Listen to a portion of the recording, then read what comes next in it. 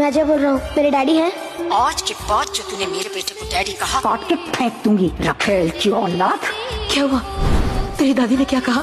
वो मेरी दादी नहीं है। दादी के बेटे से बात करती है क्या? वो हमको मुझे गाली क्यों देती रहती है?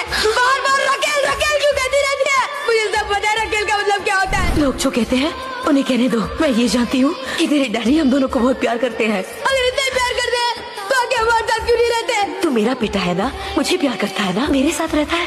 वैसे वो अपने मम्मी से प्यार करते हैं, इसलिए उनके साथ रहते हैं। झूठ मत बोलो मम्मी। हनी की मम्मी कह रही थी कि डैडी ने हमसे शादी नहीं की। हमने शादी की थी मंदिर में, पर एक बार वो अपनी मम्मी से बात कर ले, फिर सबके सामने शादी कर लेंगे मुझे। कब करेगा शादी? 5 साल में, 10 साल में, 50 साल में? मेरा भगवान मुझसे बेइंसाफी नहीं करेगा, सब ठीक हो जाएगा।